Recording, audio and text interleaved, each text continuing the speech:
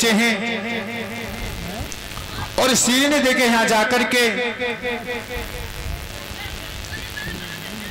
जैसे ही उन्हें शील ने देवर्षि नारद को आता हुआ देखा तो बड़ा सम्मान किया। कहा है राजा, हे नारद, हे प्रभु, आप बड़े अच्छे समय पर आए। देखिए मेरी एक बेटी है, आप उसकी हस्तरेखा को देखकर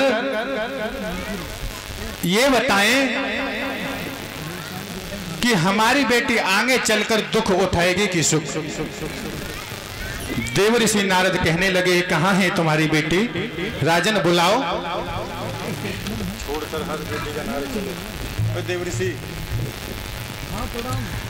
आज जैसे ही शीलनिधि ने उस विश्वमोहिनी को बुलाया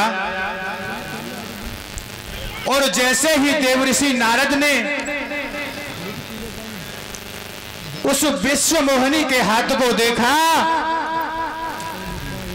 तो हाथ को देखते के देखते ही रह गए। ऐसी थी प्रभु की लीला।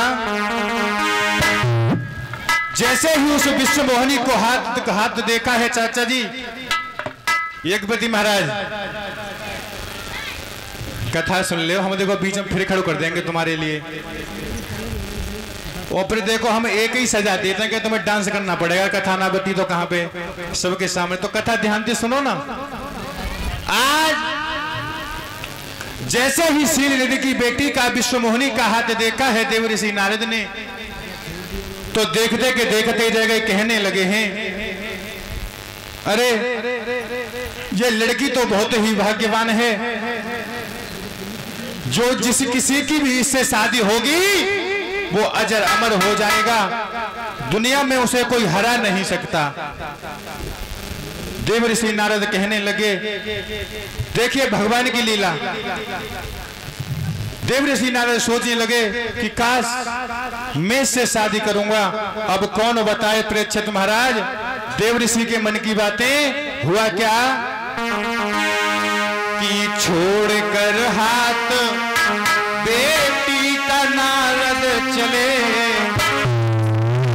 और दिल में बातें छुपी की छुपी रह गई।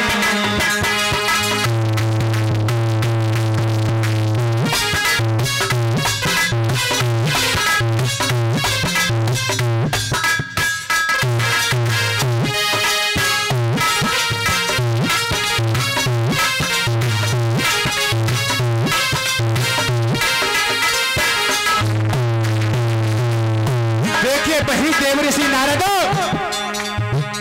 जिन्हें अपने ऊपर घमंड था कि मेरे समान कोई ब्रह्मचारी नहीं हुआ।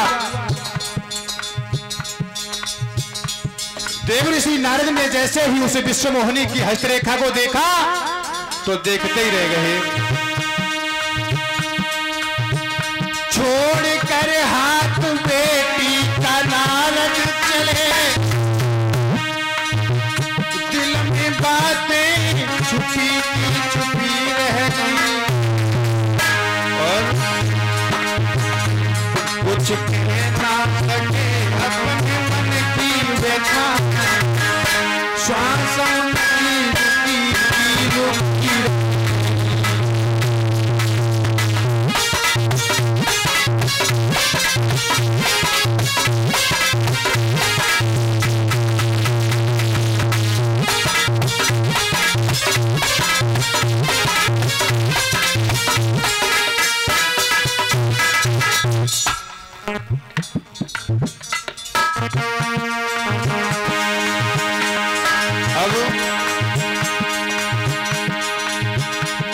देवर्षि नारद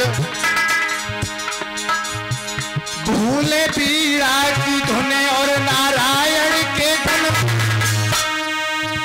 श्वास उनकी रुकी रुकी रह गई।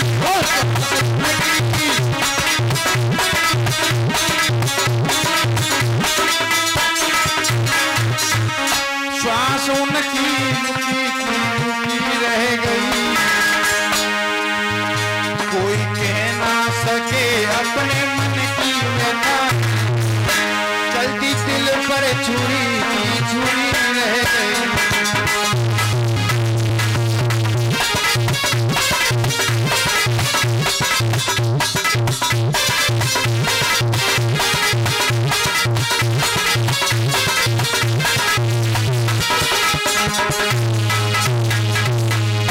वही देव ऋषि नारद जिन्हें अपने ऊपर घमंड था कि मेरे समान कोई ब्रह्मचारी नहीं है, आज भगवान की कृपा से, भगवान की लीला से उनकी बुद्धि फेट गई और कहने लगे हैं कि नहीं, हम अब बिना शादी करेंगे इससे, और इसके बिना शादी के हम रह नहीं सकते।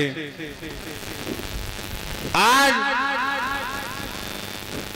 इधर तो भोले बाबा गिरजा को कथा सुना रहे हैं और इधर श्री सुखदेव जी परीक्षित महाराज को समझा रहे हैं। राजन, बड़े ही ख्याल आ रहे हैं देव ऋषि नारद के मन में। कहने लगे हैं शादी तो मैं इसी से करूंगा, लेकिन मैं इतना सुंदर भी नहीं हूं जो विश्वमोनि हमारे गले में आकर के माला डाल दे। बता दी करो। और इसी बीच कुछ दानदाताओं का दान आया है। 101 रुपए लोकपाल यादव पस्तौर निवासी बदायूं से, 101 रुपए सोमपाल सिंह, 21 रुपए संजीव यादव जिला कोषाध्यक्ष भारतीय किसान यूनियन, 21 रुपए भुवनेश यादव, 21 रुपए राम किशोर यादव डेयरी वाले, 21 रुपए स्वराज यादव, 21 रुपए मानव यादव सनोफ काले यादव यज्ञपति महाराज, 21 रुपए ओमकार यादव जी, 21 रुपए जवर सिंह यादव उर्फ मंत्री जी, और 21 रुपए सतीश यादव। ये सभी भक्त भगवान की कथा में दान दे रहे हैं। भगवान से कामना करता हूँ, हे दीनबंधु दीननाथ, इन्हें हमेशा सद्बुद्धि प्रदान करना और हमेशा सतमार्ग पर चलाना। ऐसे ही इन भक्तों के धर्म के कार्यों में हमेशा हाथ आगे बढ़ते रहे, ऐसी आकांक्षा और कामना है। बोले गोविंद भगवान की जय। तो आइएगा एक छोटा सा भजन, उसके तदुपरांत भगवान की कथा,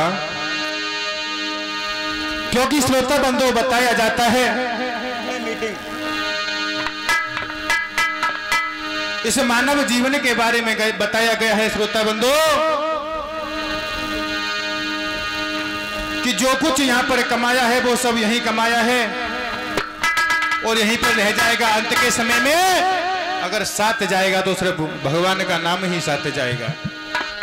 क्यों कि चले गए देश से जो देश के हवाली थे, और सिकंदर जब गया यहाँ से तो दोनों हाथ खाली थे। चुन चुन सोना भर दिया वह लंका की दीवार में, मरती बेरा सोना ना मिला रावण को चलती बार। वही रावण चलती बार में उसके सोना काम नहीं आया। इसमें बताया जाता है कि ओरे बंदे कि जाएगा जब यहां से और कुछ भी ना साथ होगा। हे बंदे, जिस समय तू यहां से जाएगा ना, कुछ भी साथ नहीं जाएगा। कि जाएगा जब यहां से और कुछ भी न साथ होगा। 2 गजी कफन का टुकड़ा तेरा लिबास होगा। मेरे भैया, अंत के समय में जो 2 गज कफन का टुकड़ा दिया जाता है वो भी शमशान में जाने के बाद छीन लिया जाता है। उसे भी झटका मार करके मेहतर उतार ले जाता है। देखिए,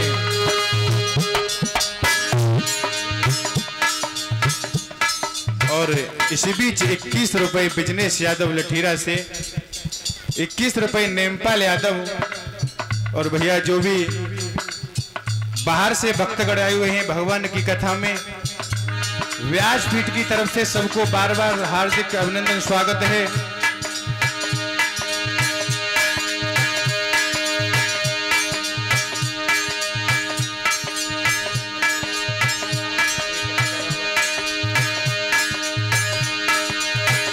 जा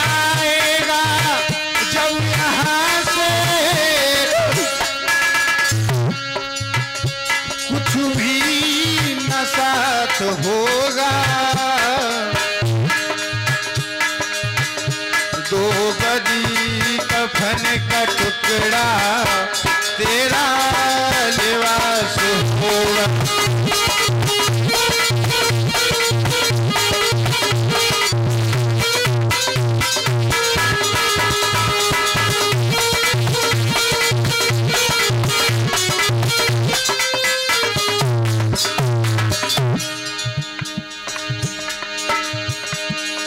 बाबा जी कथा भी सुनाएंगे, काफी टाइम है, बीच बीच में का तो भजन भी सही रहता है मनोरंजन के लिए, क्योंकि आपको तो कथा पसंद है, कुछ भजन की भी डिमांड आती है, मजबूरी है हमारी। और इसी बीच सभी क्षेत्रवासी एवं ग्रामवासियों को सूचित किया जाता है कि हमारे परम पूज्य गुरुदेव रामपाल शास्त्री जी व्यास गद्दी आसीन हैं। जहां तक भी हमारे इस लाउड स्पीकर द्वारा आवाज पहुंच रही हो, सभी माताओं से बहनों से कहना है कि अपने घर काज से निवृत्त होकर भगवान की कथा में आए। बताया जाता है श्रोता बंधु, जो 2 गज कफन का टुकड़ा दिया जाता है वो भी शमशान में जाकर छीन लिया जाता है। और बताया रह जाएंगे तड़पते परिवार वाले तेरे। मेरे भैया, परिवार वाले कितने भी इंसान से प्यारा इंसान हो, लेकिन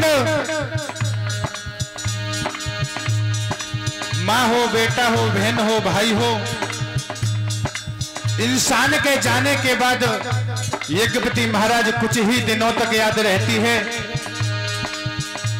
और समय गुजरने के बाद कोई किसी को याद नहीं करता।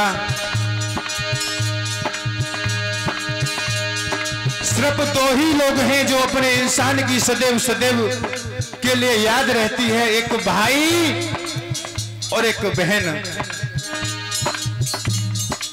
भैया शांति बनाए रखो। अगर कितने प्यारे से प्यारा इंसान हो, लेकिन समय गुजरने के बाद एक दूसरे को भूल जाते हैं, सिर्फ 2 ही लोग याद रखते हैं, हमेशा जीते हैं तब तक। कौन? एक भाई और एक बहन। जब भी कहीं भाई के ऊपर हंसना पड़ रहा हो और भाई भाई में कितनी भी दुश्मनी हो, और जब भाई को आता हुआ देख लेगा श्रोता बंधु, तो भाई एकदम से साहस से भर जाएगा।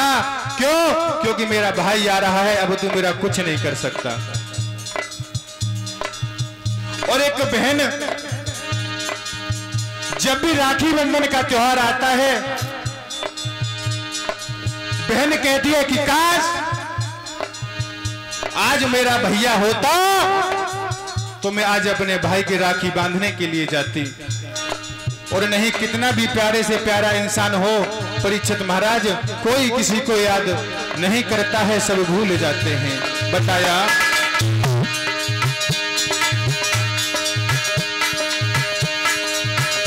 रह जाएंगे तड़पते परिवार वाले तेरे। और हे बंदे, यमदूत ले पकड़ के डोलेंगे घेरे घेरे।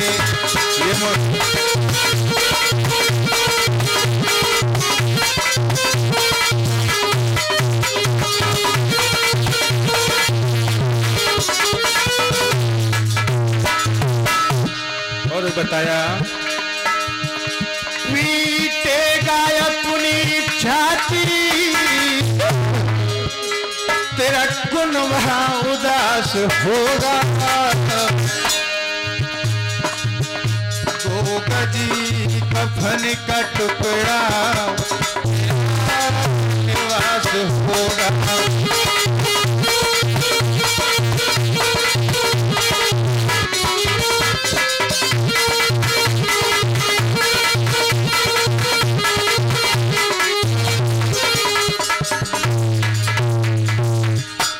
बताया अंत के समय में क्या होगा।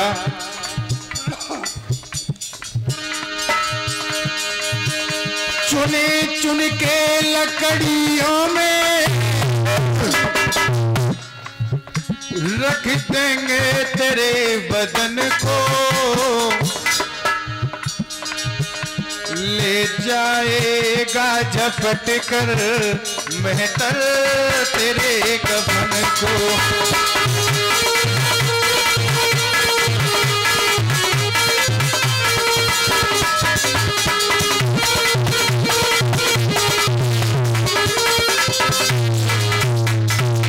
और मेरे भैया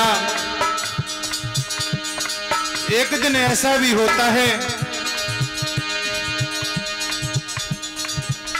दे देगा आग तुझ में बेटा जो खास होगा। अरे बंदे, एक दिन ऐसा होता है कि जिस बेटा ने अपने पिता से कभी निगाह उठा करके बात नहीं की हो, उसके लिए अपने पिता में शरीर में आग लगानी पड़ती है।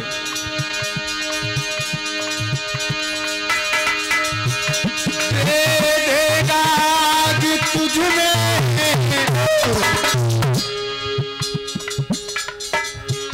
तेरा बेटा खास होगा। 2 गजी कफन का टुकड़ा तेरा लिबास होगा।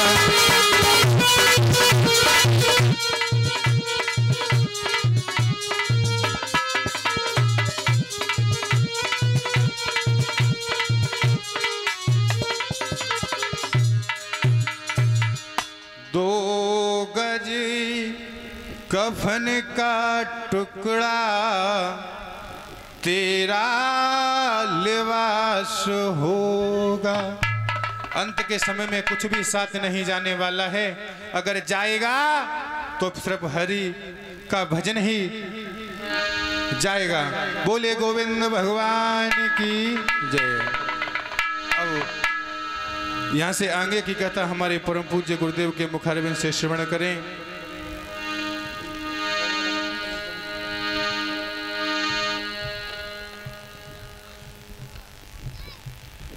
और 11 रुपए श्री राम सनोप रामजी मल सिंह, 11 रुपए श्री भोजराज सिंह भगत जी, 11 रुपए श्री सूरजपाल डीलर, और लिख रहे हैं ये दोनों आपकी कथा से प्रसन्न होकर दे रहे हैं। लेकिन एक बात कहना चाहूँगा, मैं कोई शास्त्री नहीं हूँ कथावाचक हूँ। मुझे तो जैसे आप बुजुर्गों से ज्ञान मिला है, भगवान की कृपा से ज्ञान मिला है, वैसा आख्यान करता हूँ। वैसे मैं कोई शास्त्री नहीं हूँ और नहीं कोई कथावाचक हूँ।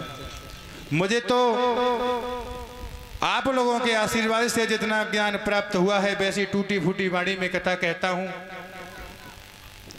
और इसके आगे 11 रुपए पिंकी कुमारी सुपुत्री है ना, ये कहाँ लिखने वाले ऐसो का मतलब क्या होता है?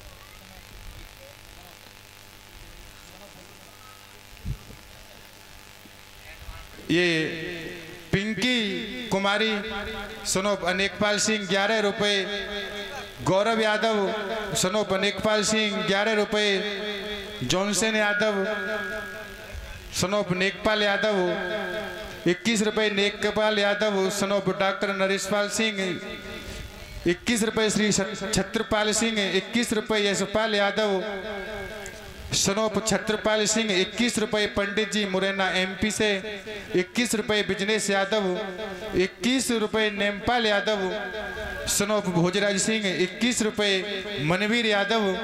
ये सभी भक्त भगवान की कथा में दान दे रहे हैं। कामना करूंगा हे दीन बंदे दीनानाथ इनको सद्बुद्धि प्रदान करना और ऐसे ही धर्म कार्य में इनके हाथ आगे बढ़ते रहें, ऐसी आकांक्षा और कामना है। तो आइएगा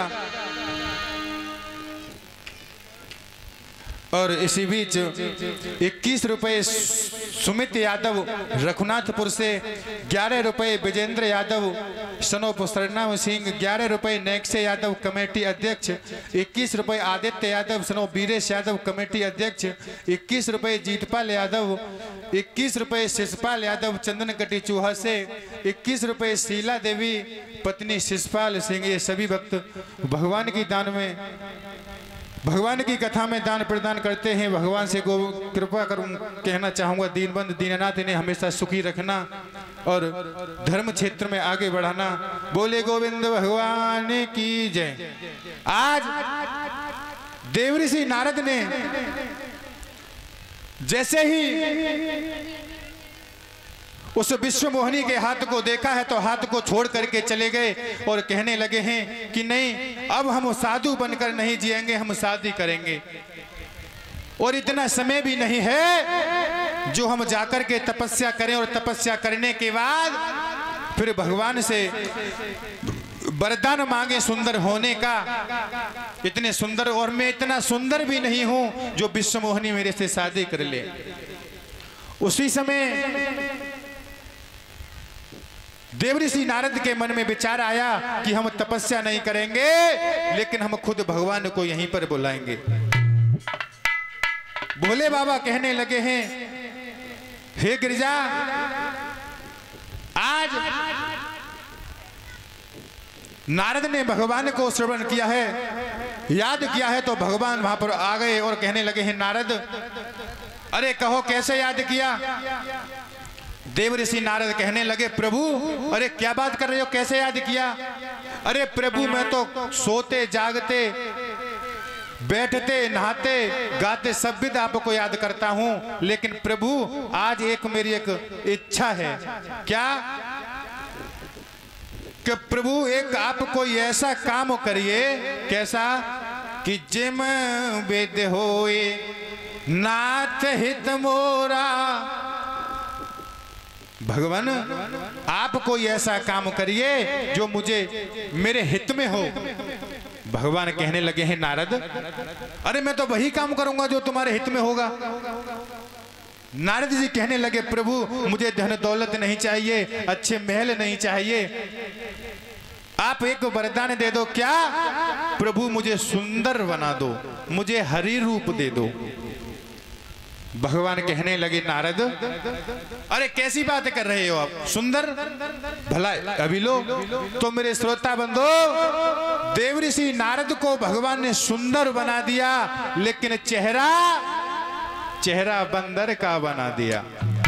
अब नारद जी देखते हैं तो बड़े प्रसन्न होते हैं, मन ही मन में विचार कर रहे हैं, अब तो विश्वमोहिनी से शादी होगी। विश्वमोहिनी आएगी, आते आते जयमाला डाल देगी। क्यों? क्यों? उन्हें अपना चेहरा तो दिख ही नहीं रहा है।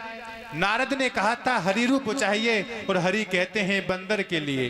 तो भगवान ने पूरा शरीर तो सुंदर बना दिया, चेहरा उनका बंदर का बना दिया। लेकिन एक बात बताऊं परीक्षित महाराज, सुनिएगा।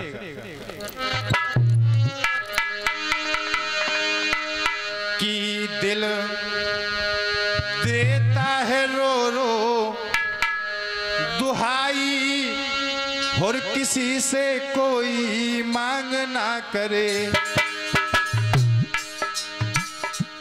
क्योंकि चाचा जी कहा भी जाता है, बिन मांगे मोती मिले ना, बिन मांगे मोती मिले और मांगे मिले ना भीख।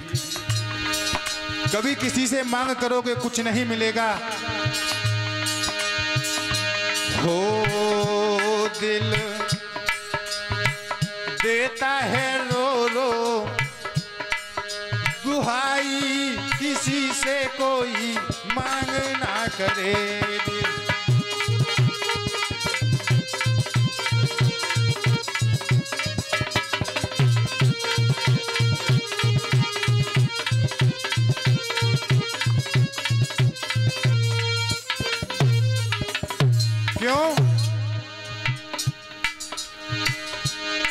क्यों नहीं मांग करना चाहिए? नारद ने मांगा हरि रूप सुंदर, प्रभु ने बना दिया उनको बंदर। नारद ने कहा था प्रभु आप मुझे सुंदर बना दो, हरि रूप दे दो। हो नारद ने मांगा हरि रूप सुंदर, प्रभु ने बना दिया उनको बंदर। हुआ क्या? उनकी हो गई जगत में, उनकी हो गई जगत में हंसाई, किसी से कोई मांग ना करे।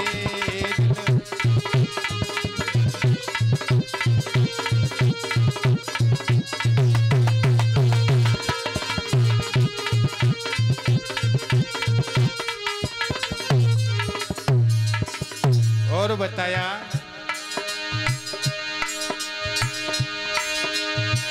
कुंती बोली सुख मेरा ले लो, सुख के बदले दुख मुझे दे दो। जिस समय महाभारत का युद्ध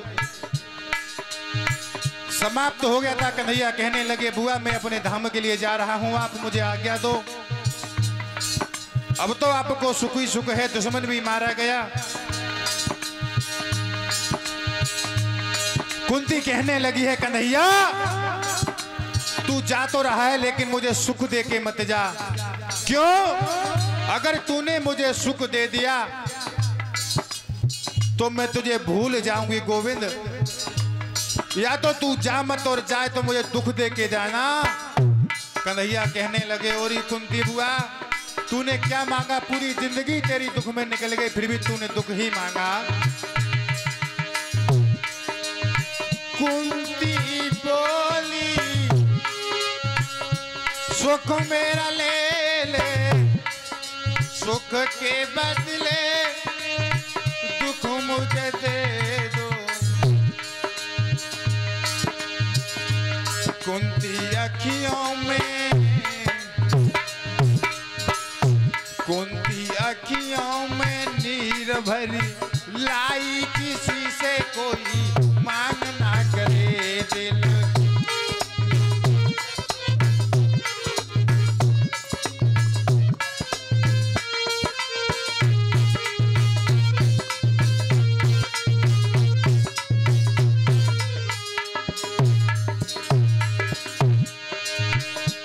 दिल देता है रो रो दुहाई, किसी से कोई मांग ना करे दिल।